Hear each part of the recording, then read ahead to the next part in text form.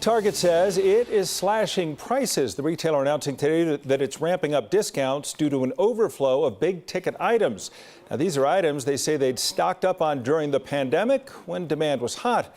But consumers have been pulling back on high-end purchases due to inflation, shifting instead to necessities like food and household staples. And Target isn't the only big-box retailer with too much inventory on its hands. Walmart and The Gap also say they're going to step up sales to clear out excess product as well. The Secretary of the Treasury, Janet Yellen, today said that inflation is at unacceptable levels. She told the Senate Finance Committee bringing it down should be the #1 priority on Capitol Hill. Here's NBC's Jay Gray showing us how families across the country are dealing now with the rising cost of living.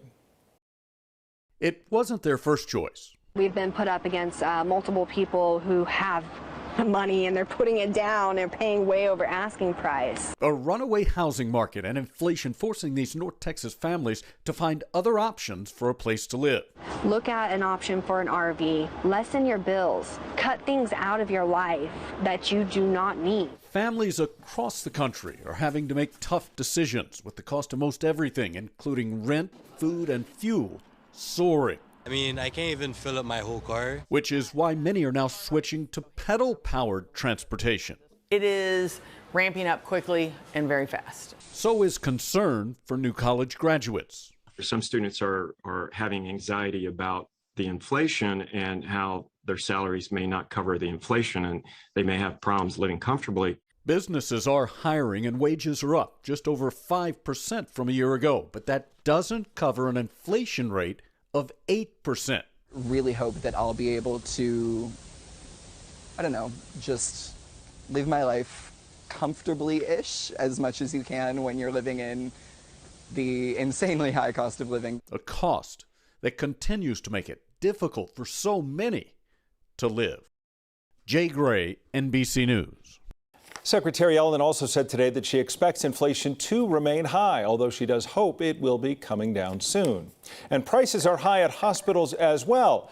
This is despite a federal law that requires hospitals to publish what common procedures cost and what patients should be expecting to pay. Well, there's a new report today, and it finds the vast majority of hospitals aren't complying. And that leaves people with surprise medical bills, which advocates say should not be happening. So you weren't thinking you were getting a bill at all? Right.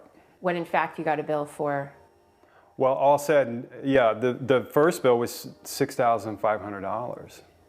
And what was your reaction seeing I thought it was a joke. It was unbelievable that I opened the bill for $6,500 for a 1-inch simple suture procedure. Well, no fines have been issued to any hospitals yet. And tonight on NBC Nightly News, we'll hear from the Secretary of Health and Human Services about who is enforcing price transparency and why this is happening. Also, a reminder that 9 Wants to Know has been reporting on outrageous medical bills since 2015. So if you have a bill you want to share with us, send it to showusyourbills@9news.com.